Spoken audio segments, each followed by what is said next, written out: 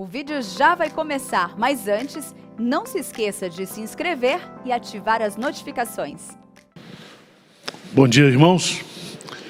Bom dia a você que está nos assistindo aí em casa. Nós vamos ter a ministração da aula e atendendo a pedidos de pessoas. Pastor, fale um pouco sobre essa questão de Estado e igreja. Então, vou suspender a exposição de Gênesis para a gente tratar desse assunto. Principalmente hoje é um dia especial de eleição. Então, a exposição que eu vou fazer aqui, eu já a escrevi e vai ser publicado um livretinho para que todos possam estar instruídos sobre esse assunto. Então, abra sua Bíblia em Mateus, capítulo 22. Mateus, capítulo 22.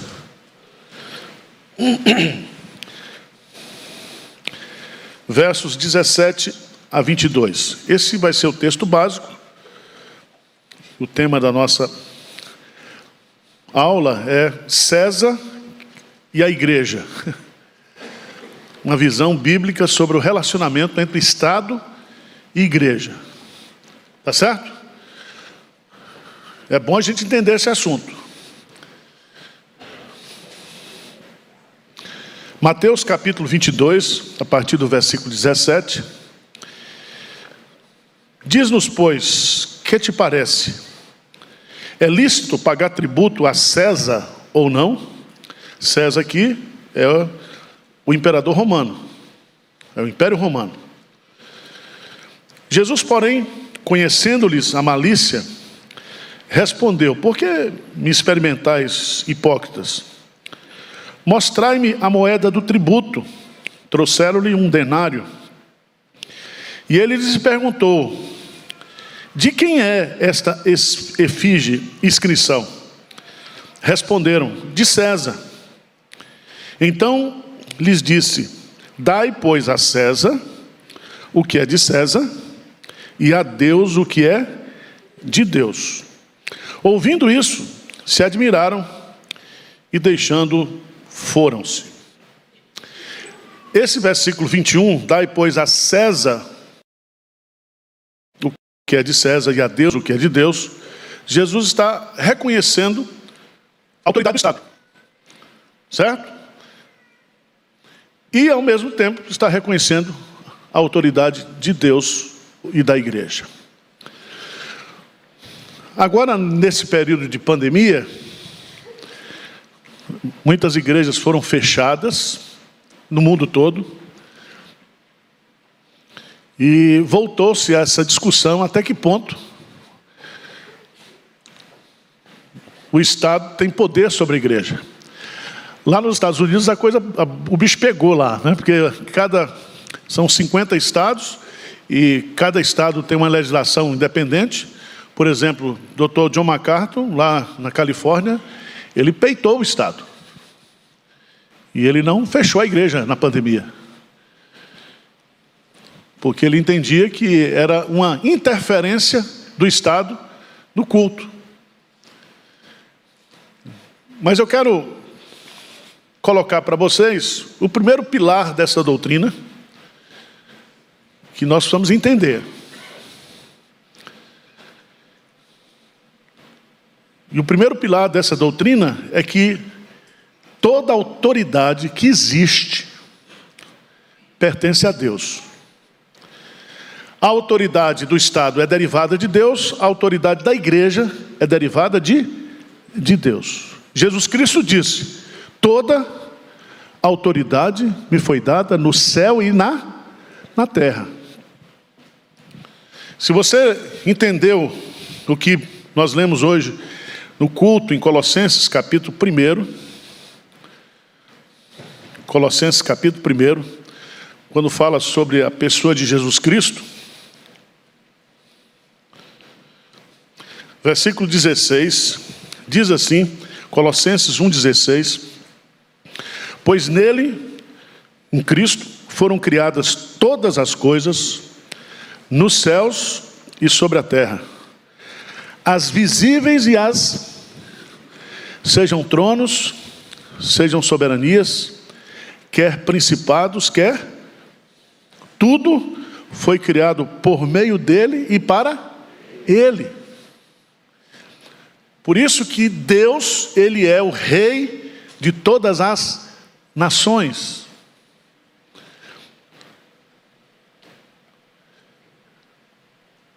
O Salmo 115 diz: não a nós, Senhor, não a nós, mas ao teu nome da glória.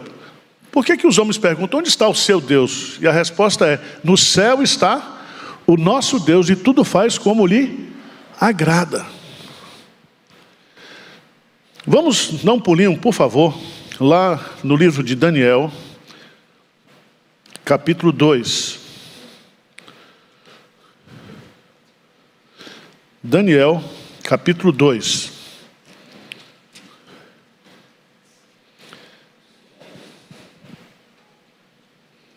Versos 20 a 22.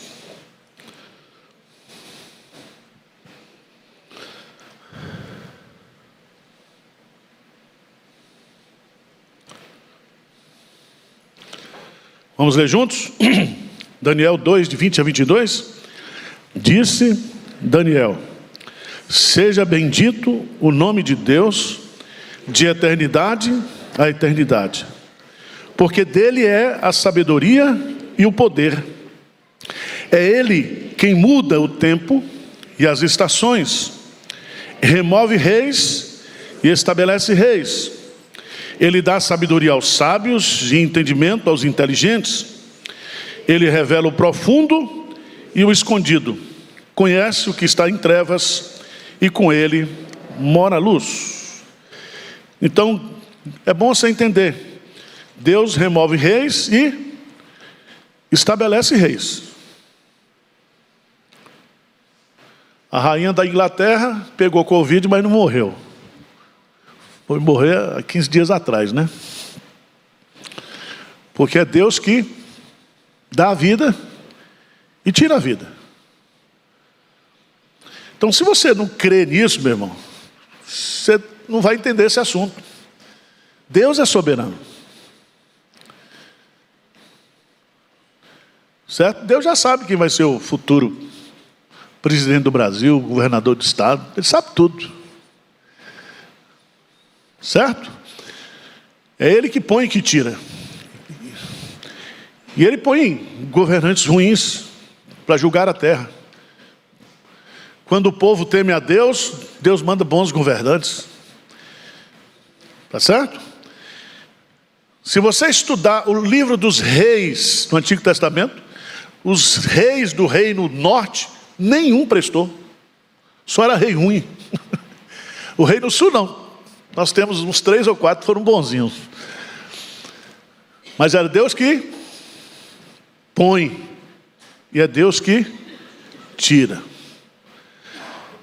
Veja que em Daniel capítulo 2, versículo 47. O que diz aí? Disse, 2,47.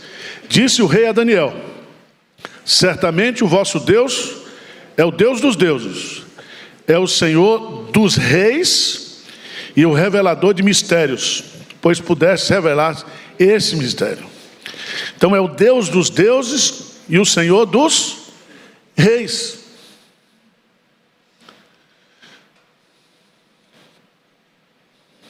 Veja bem, no capítulo 3 de Daniel, o rei Nabucodonosor fez uma imagem. Veja lá, o rei Nabucodonosor fez uma imagem de ouro que tinha 60 côvados de altura e 6 de largura, levantou no campo de Dura, na província da Babilônia. E aí ele baixa um decreto. Ele é rei. Ele diz: todo mundo agora tem que o quê? Adorar essa imagem. Como na época dos imperadores romanos, existia um templo que cultuava os imperadores. Os imperadores, eles eram tidos como deuses, senhores. Por isso que quando os cristãos foram perseguidos, eles diziam: César não é Senhor, Jesus Cristo é o Senhor, não César. Porque toda autoridade procede de Deus. Ele é o Rei Supremo. Veja, por favor, que nesse capítulo 3, veja lá no versículo 16, por favor. Daniel 3,16. O que diz? Responderam Sadraque, Mesaque e Abdinego ao rei: ó Nabucodonosor, quanto a isso, não necessitamos de te responder. Se o nosso Deus, a quem servimos, quer livrar-nos, ele nos livrará da fornalha de fogo ardente e das tuas mãos, ó rei. Se não, olha, esse é crente raiz mesmo, daqui de Pinheiros. Se não, fica sabendo, ó rei, que não serviremos a teus deuses, nem adoraremos a imagem de ouro que levantaste. Aí pegaram os jovens e jogaram na fornalha. O que aconteceu? Nada. Jesus estava lá com eles. Aí vem no capítulo 4, sabe o que Deus manda? Veja no capítulo 4. Nabucodonosor ficou doido. Mas doido, piradinho mesmo. O rei Nabucodonosor, ele se achou maior do que Deus. Como tem governante que pensa que é Deus, né? Aquele baixinho lá da Coreia, ele pensa que é Deus. O Putin. Tem governante que eles se colocam como se... Nabucodonosor, meu irmão,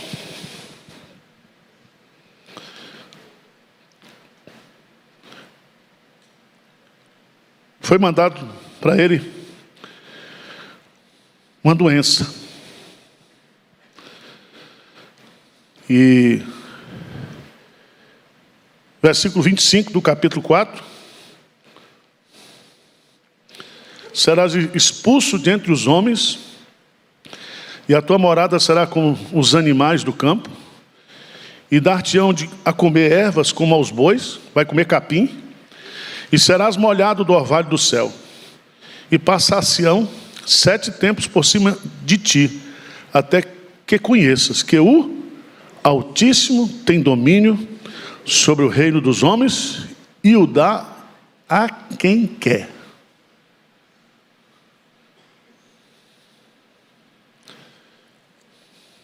Ficou doido. Ele teve aquilo que os psiquiatras chamam de síndrome de lobisomem. Cresceu as unhas. Quem já viu o filme de lobisomem aqui? Naquela novela Roque Santeiro, tinha um homem que virava lobisomem. Você não é desse tempo não, né? Era Roque Santeiro que tinha o lobisomem lá. Dava meia-noite, o cara virava lobisomem. Virou lobisomem, foi comer capim. O rei da Babilônia. Então eu quero chamar a atenção de vocês. Vamos, por favor, lá para o Novo Testamento. Dê uma olhadinha, por favor, no Evangelho de João, capítulo 19, versículo 11.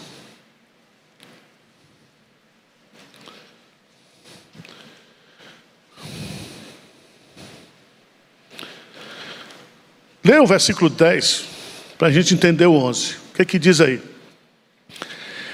Então Pilatos o advertiu: não me respondes?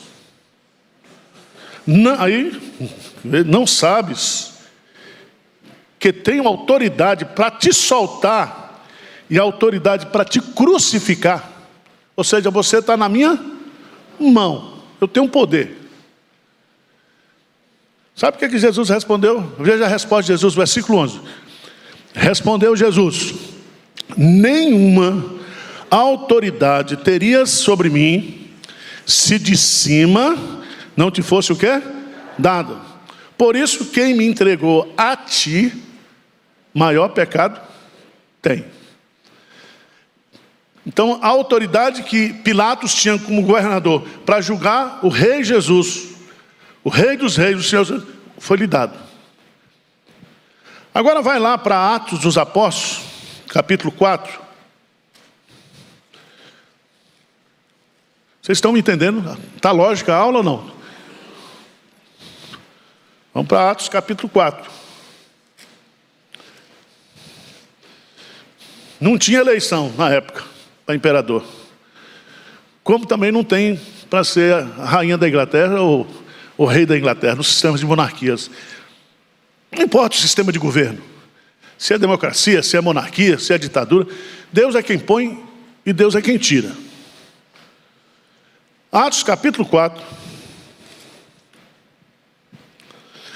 A igreja em oração. A partir do versículo 23. Uma vez soltos, procuraram os irmãos e lhes contaram quantas coisas lhes haviam dito os principais sacerdotes e os anciãos. Ouvindo isso, unânimes, levantaram a voz e disseram: Tu, soberano Senhor, que fizeste o céu, a terra, o mar e tudo o que neles há, que disseste por intermédio do Espírito Santo por boca de Davi, nosso pai, teu servo. Por que se enfureceram os gentios e os povos imaginaram coisas vãs? Levantaram-se os reis da terra e as autoridades ajuntaram-se a uma contra o Senhor e contra o seu ungido. Lê comigo, versículo 27 e 28. O que é que diz? Porque verdadeiramente se ajuntaram nessa cidade contra o teu santo servo Jesus, ao qual ungiste Herodes e Pôncio Pilatos, com gentios e gente de Israel, para fazerem tudo o que a tua mão e o teu propósito, o quê?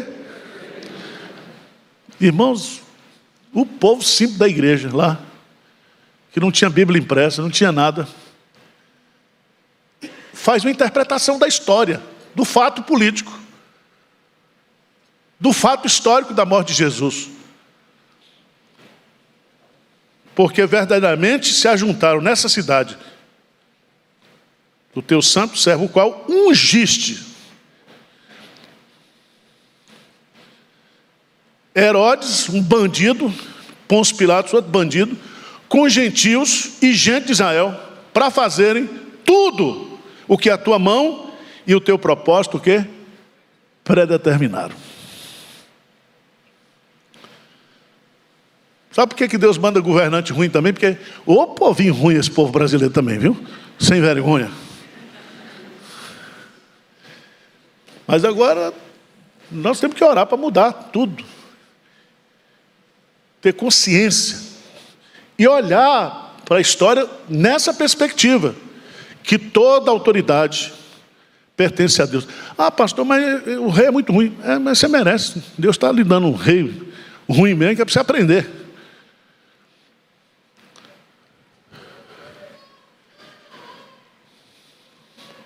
Então, o primeiro ponto do estudo é: Deus reina o quê? Soberanamente. Toda autoridade procede dele. Aí o que Deus fez? Deus deu o poder da espada para o Estado. E Deus dá o poder, a autoridade espiritual para a igreja. Por isso que quem planta a igreja e ganha alma para Jesus não é o Estado, é a igreja. A igreja tem autoridade para dizer para aquela pessoa que crê: os teus pecados estão o quê? Perdoados. O Estado não pode fazer isso. O Estado pode perdoar seus impostos, dar uma anistia para você, que eu acho muito difícil, mas... Então são esferas de autoridade, que são completamente o quê? Diferentes. Pastor Arivaldo, o senhor quer ser prefeito, vereador, governador? Quero não. Deus me chamou para ser pastor. Aí tem uns vereadores: pastor, você não quer um título de cidadão paulistano? Quero não. Sou cidadão do céu. Não quero puxar saco de político, não. Nós plantamos igreja sem pedir terreno para prefeito, para vereador, para nada. Compra, constrói o templo e não damos o púlpito para político. São esferas o quê? Separadas. Pastor, o crente pode se envolver com política? Pode, se você tem vocação. Temos irmãos aqui que vão se candidatar. Mas eu quero só que vocês façam essa distinção que está na Bíblia. Vamos ver, por exemplo, Mateus capítulo 16. Mateus capítulo 16.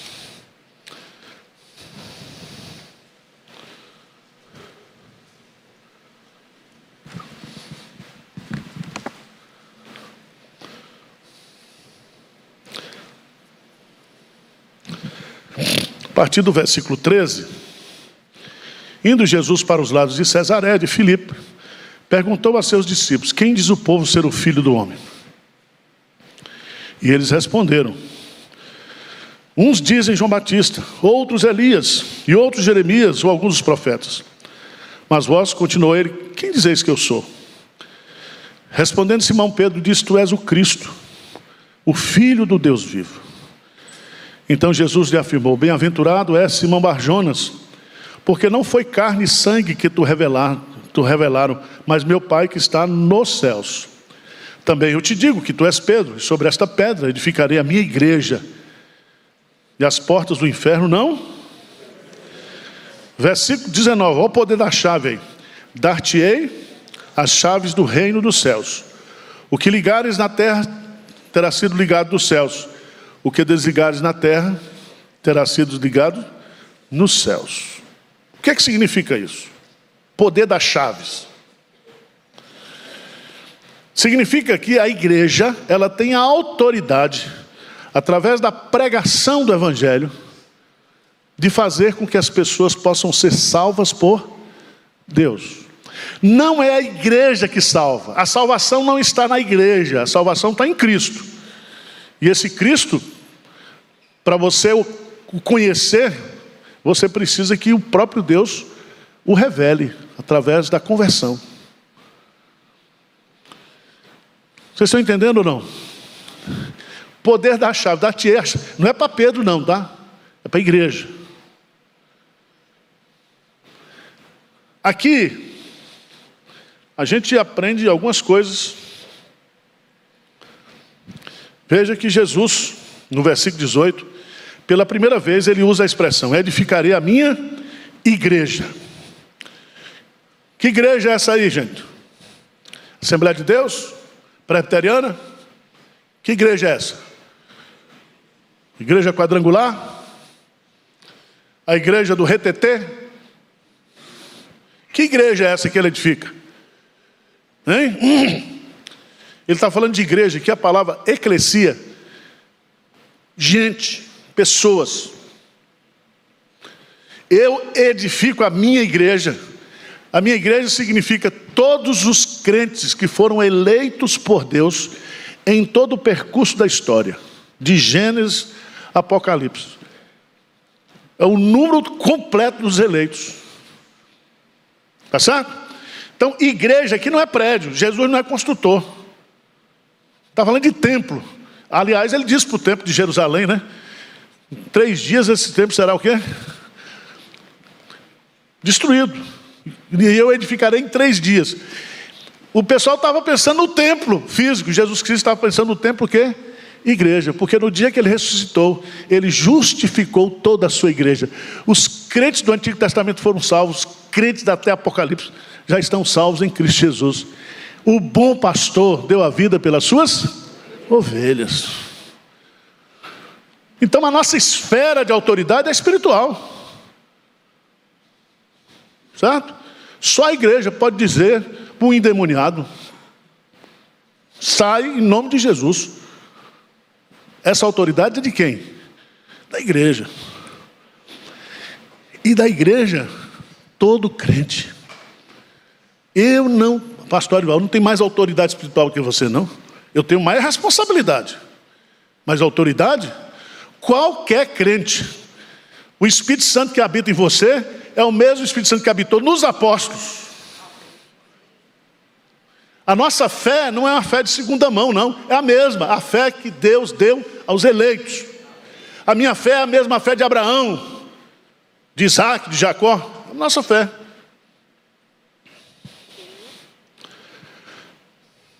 Jesus é quem constrói a igreja. Jesus constrói a igreja para ele. Ele diz: é a minha igreja. A minha, pronome possessivo, minha igreja. Cristo amou a sua igreja e a si mesmo se entregou por ela. Jesus constrói a igreja sobre a pedra que é Ele. Jesus constrói a sua igreja e a sua igreja ela é invencível. O poder de Satanás jamais poderá destruir a igreja. Não tem perseguição, não tem decreto governamental, pode inventar o que quiser enquanto a igreja é vitoriosa. Ela pertence ao Cristo vitorioso. Então não fica com medo de Supremo Tribunal, não sei o quê, papapá. Qualquer lei que for contrário aos meus princípios de fé, eu não vou cumprir. Tá certo? E aí, pronto. Vocês vão visitar lá no Cadeão de Pinheiros, levam uma carteira de cigarro e uma Bíblia para eu ler. Assim, como é que vão fazer? Ah, pastor, só tem que casar pessoas. Não vou casar. Não vou. Ah, mas agora é lei. Não é lei, não. É contra a minha consciência. É contra a palavra de Deus. Por que Satanás, ele se infiltrou nas áreas de influência da sociedade? Área de comunicação, área de divertimento. Satanás hoje está nas universidades, está no plenário das assembleias constituintes, para fazer leis, para perseguir a igreja, para destruir a igreja. Mas a igreja é indestrutível. As portas do inferno não prevalecerão contra ela. Então, Jesus diz assim, ó, toda autoridade me foi dada. Portanto, o quê? Ide, fazei discípulos de todas as, batizando-as em nome do Pai, do Filho e do Espírito Santo. Não diz que é por imersão, por aspersão. Serve qualquer um. E você não batiza no nome da igreja, você não batiza no nome, seu nome, você batiza em nome do Pai, do Filho e do... Porque quem converteu foi o Espírito Santo, e aquelas almas convertidas são de Jesus, porque elas foram compradas pelo precioso sangue de Jesus. Tá certo? Então fica tranquilo. Essa semana semana passada morreu o irmão André, o contrabandista de Deus. É uma história linda para você aprender, estudar. Certo? Tem o nosso irmão pastor Vacílios, que até 2 anos atrás, ele trabalhou no Oriente Médio, treinando. A gente trazia os professores, os missionários, dava o treinamento em árabe e devolvia para lá. E ele, coitado, ele tinha 2 passaportes para entrar. Ele era egípcio, né? Não, ele era grego, ele era brasileiro. E uma vez ele levou, não sei para onde é que ele estava indo, e ele levou uma mala cheia de material para a evangelização de crianças. E aí foram passar na alfândega. Levaram ele para uma salinha, prenderam o homem. E ele conta essa história. De repente apareceu um homem fardado e diz, não pode liberar ele. Aí ele foi liberado. Depois ele procurou essa autoridade, sumiu. Era um anjo. Você não acredita nisso, não? Ninguém pode deter o avanço da igreja. Certo? Lembra que quando Pedro foi, Pedro andava armado, tá? Tem crente que não anda armado, mas Pedro, após Pedro. Eu não gosto de arma, não vou andar armado, mas Pedro andava. Quando Jesus foi preso, ele pegou a espada dele, ele deu na cabeça. O cara fez assim, pegou na orelha, mas ele deu na cabeça. Fica pensando que ele foi, dá licença, tirar. Não. Ele deu na moleira do caboclo. Foi o último milagre que Jesus fez, né? Pegou lá e colou a orelha do cara e disse, rapaz, se eu quisesse ir pela força, eu pediria aos anjos, desceria aqui. Vocês estão entendendo ou não? Nós estamos debaixo da autoridade do poder de Jesus. Os anjos estão ao nosso redor para nos defender. Os exércitos. Deus, disse Deus, darei ordem aos meus anjos a teu respeito. O pessoal está brincando. Eu estou com medo do exército chinês. Um anjo só derruba tudo aquele chinesinho. Só um. Não precisa nem ser serafim, querubim. Aquele que foi lá e matou num dia só 90 mil pessoas. Quando Senaqueribe ameaçou Josafá. Só foi um anjo. Então, irmãos, veja, Evangelho de João, capítulo 20.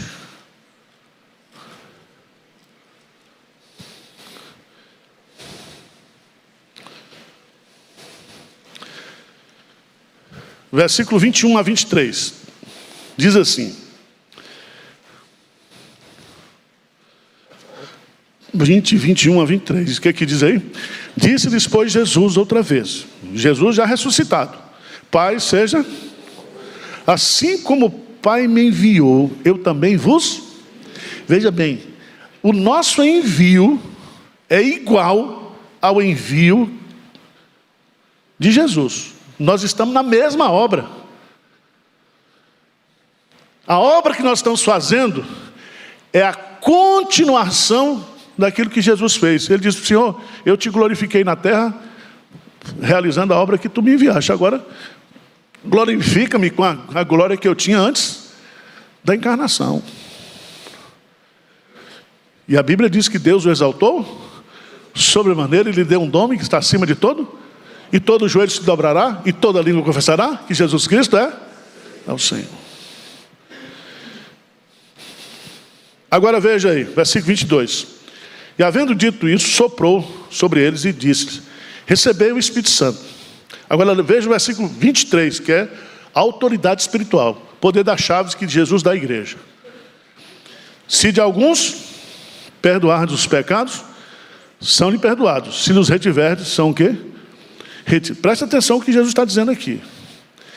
Quando você prega o evangelho e o sujeito crê em Jesus, você tem autoridade para dizer, os teus pecados estão o quê? Perdoados. Hoje houve salvação nessa casa. Não é você que perdoa, tá? O poder da chave significa autoridade para você falar em nome de Jesus, porque a fé vem pelo ouvir, e ouvir o que é a palavra de Deus. Lembra quando Pedro não queria ir para a casa de Cornélio? Deus teve que mandar anjo policial para levar Pedro da casa de Cornélio. Quando ele está pregando, Deus derrama o Espírito Santo. O povo todo se converte. E ele diz, agora quem sou eu para recusar batizar essa turma? Tem que batizar. Lembra de Jonas? Que não queria que ninguém se convertesse. Cara enfesado, profeta mal-humorado. Pregou um sermão ruim para o povo não se converter. Deus converteu a cidade inteira. Então você tem chance ainda de pregar. Prega, que Deus, se Deus usou Jonas, vai usar você. Não é assim? Nunca na história do mundo, da história da igreja, houve um sermão tão ruim, com tantas conversões, como o sermão de Jonas. Porque quando Deus quer, Deus faz. Deus faz. Então, gente, essa é a autoridade da igreja. Por isso que Paulo, veja lá, em 1 Coríntios,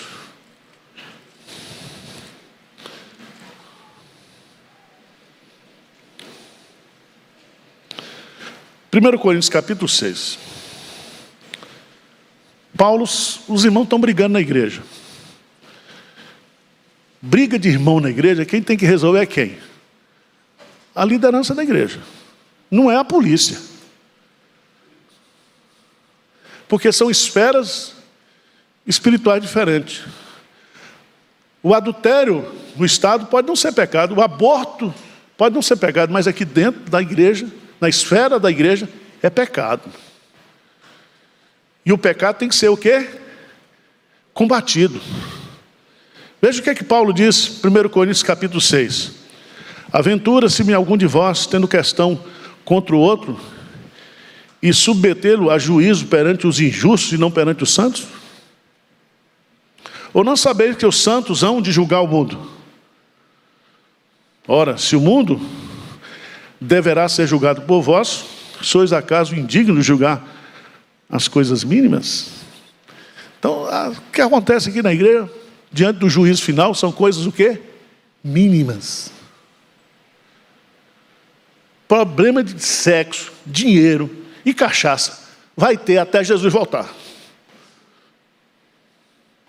Porque a igreja, ela está liberta do pecado, mas ela não está liberta da presença do pecado. É aquele que pensa que está de pé, cuidado para que não caia. Agora, estão entendendo aqui? Assunto de igreja é de esfera o quê? Espiritual. Então não adianta você, quando o conselho for disciplinar um irmão, um membro, o propósito da disciplina é gerar o arrependimento. E se o cara é crente mesmo, caiu em pecado, e ele é disciplinado, ele não fica revoltado, não vai fumar maconha, nem vai dizer que é desigrejado, não, ele se quebranta. Ele se quebranta. Porque a disciplina é um ato de amor. Vocês estão entendendo? Está lá em Hebreus. Deus nos disciplina porque Ele nos ama. Se nós fôssemos bastardos, Ele não nos disciplinaria. Agora, essa disciplina está na esfera da autoridade o quê? Espiritual, não do governo. Vamos lá para Romanos. Romanos, capítulo 13.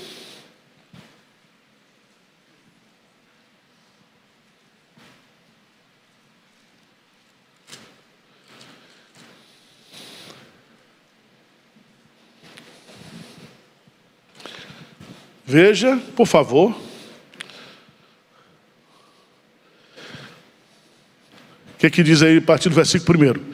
Todo homem esteja sujeito às... Porque não há autoridade que não proceda de Deus. E as autoridades que existem foram por Ele o quê?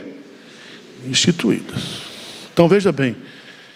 Deus formou a igreja e deu à igreja o poder das chaves, a autoridade espiritual.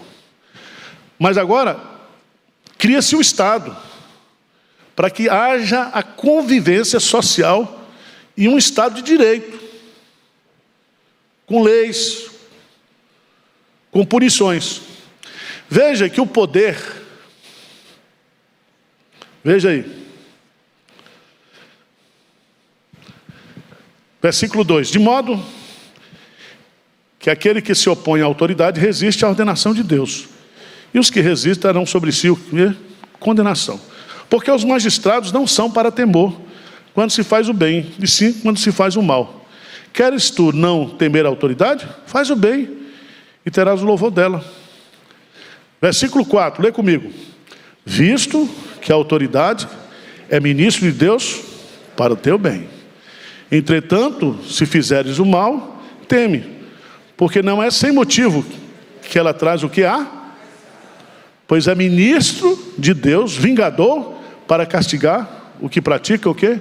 O mal. Então, o Estado recebe de Deus, o magistrado civil recebe de Deus, a autoridade da espada. O que significa isso? Ele vai usar a força policial, as leis, para proteger os que fazem o bem e para punir aqueles que fazem o quê? O mal. Agora, se você não deve nada, você não está escondendo nada, você não precisa temer a autoridade. Vocês estão entendendo, gente? São esferas de autoridade o quê? Diferentes. diferentes. Se essa autoridade da espada, ela vem interferir na igreja, ela está invadindo uma jurisdição que não é dela. E os nossos reformadores, eles sempre defenderam, biblicamente falando, Deus, quando Jesus diz, dai a César o que é de César e dai a Deus o que é de Deus. Quando você paga tributo a César, quando você dá uma oferta na igreja, é outro departamento. Certo? Na igreja você não paga imposto. Dízimo não é imposto. Dízimo é reconhecimento de que Deus, Ele é o nosso supridor. Tá certo? E um ato de fidelidade para você sustentar a obra de Deus. Porque nós temos autoridade espiritual. Mas nós precisamos dos recursos materiais enquanto nós estivermos aqui para fazer a obra. Veja bem, rapidamente, só para você ter um esboço, todo homem esteja sujeito às autoridades superiores. Primeiro, é um mandamento, esteja sujeito, é um imperativo. Então tem que respeitar a autoridade. Só um exemplo. Um exemplo assim, né? Se o presidente Bolsonaro chegasse aqui, ele é o presidente ou não é? A gente podia chamar ele aqui e fazer uma oração por ele, pela família dele. A gente respeita ele como autoridade. Podia ser a Dilma, podia ser o Lula, podia ser quem for. A autoridade. Isso é uma coisa. Outra coisa, ele vir para aqui para pedir voto para ser... Isso não é autoridade. Então você tem que tratar bem as autoridades constituídas. Tem que estar sujeito às autoridades. Segunda coisa, é um mandamento para todos, todo homem. Você sabe que no Brasil a lei não é para todos, né? A lei é para os inimigos. Mas aqui a Bíblia está dizendo, todo homem tem, não existe ninguém imune à autoridade. Terceiro, é um mandamento incondicional. A expressão autoridades superiores não faz qualquer distinção entre bons ou maus governantes. Não importa o regime de governo, todos devem respeitar a autoridade constituída. Quais são os motivos que Paulo vai colocar aí para a gente obedecer esse mandamento? 5 razões. A primeira é que toda autoridade procede de Deus. Segundo, quem se opõe à autoridade, opõe-se o que? A Deus. Então tem que respeitar. A autoridade, terceiro lugar, é constituída para o nosso benefício. Se a autoridade ela está usando o cargo ou o poder para fazer o mal, ela será julgada por Deus, prestará contas a Deus. Vocês estão entendendo? Quarto lugar, nós temos que obedecer à autoridade por dever de consciência. O que é dever de consciência? Deus colocou em nós, bicho não tem, só nós temos consciência. Nós temos dentro de nós a lei do certo e do errado. Por isso que você pode chegar num povo transcultural, lá no meio da Amazônia, eles têm código de ética, porque existe a lei do certo e do errado. Você pode não concordar com a lei, mas a noção de certo e errado, isso está na nossa o quê? Consciência. Quinto lugar, nós devemos obedecer pela obrigação de pagar tributos. Isso aqui a gente não gosta, mas tem que pagar. Ah, pastor, estou pagando muito imposto de renda. Graças a Deus, você está ganhando bem, meu filho. Quanto mais você pagar, porque você está... Eu queria pagar muito. Sim, saiu o resultado da Mega Sena de ontem ou não? Alguém ganhou aí ou não?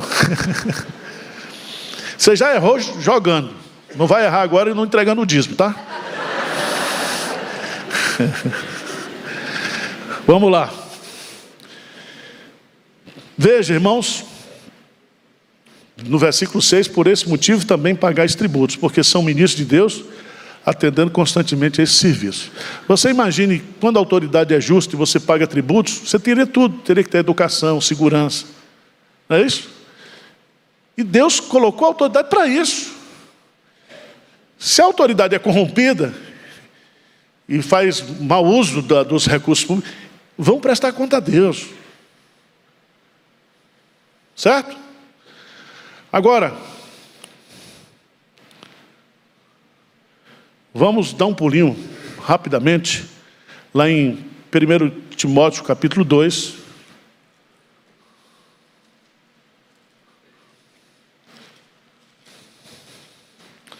Primeiro Timóteo capítulo 2, já estou encerrando. Versículo 1: antes de tudo, pois, exorto que se use a prática de súplicas, orações, intercessões, ações de graça, em favor de todos os homens. Versículo 2, o que diz? Em favor dos reis e de todos que se acham investidos de autoridade, para que vivamos vida tranquila e mansa, com toda piedade e respeito. Isso é bom e aceitável diante de Deus, o nosso Salvador. Nós temos que orar pelas autoridades, o quê? Constituídas. Se você for para o texto lá de Tito 3:1, dá uma olhadinha lá rápida. O que diz Tito 3:1 aí, por favor?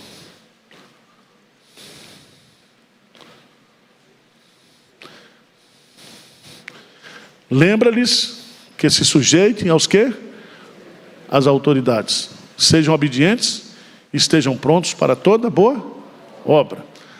Agora, vamos voltar lá para Atos dos Apóstolos, capítulo 4.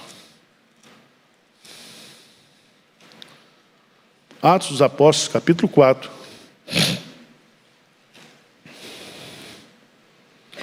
Versículo 18 e 19. Atos dos Apóstolos, capítulo 4, 18 e 19. O que diz aí?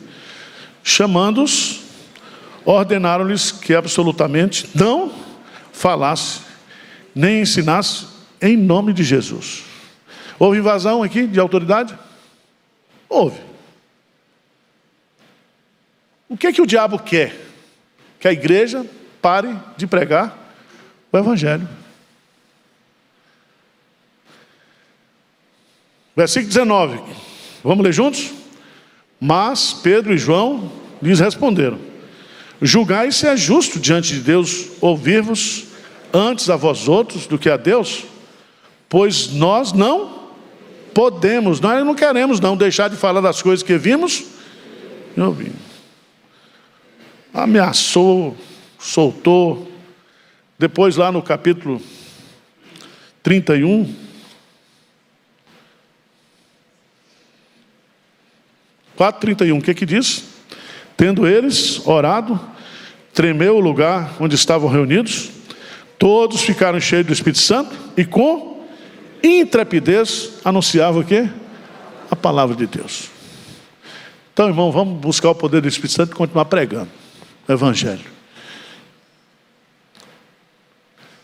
Então você tem o Rei soberano, o Rei dos reis, o Senhor dos senhores. Ele tem toda a autoridade. E dele emana a autoridade civil, a autoridade do Estado, e dele emana a autoridade da igreja. Ficou claro para vocês isso? Então vamos encerrar. Fica de pé aí para a gente fazer uma oração. Porque a gente tem que voltar, eu tenho que voltar umas 2 horas. Eu volto aqui em Pinheiros, correr lá e voltar. Volta direito, tá? Vocês vão ser presos, viu?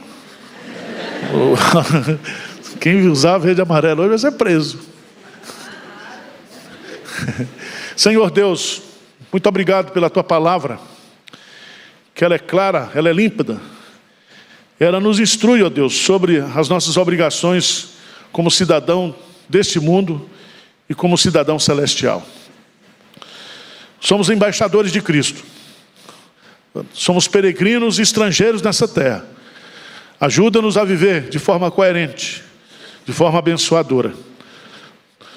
Intercedemos por essas eleições. O Senhor é quem tira e quem põe.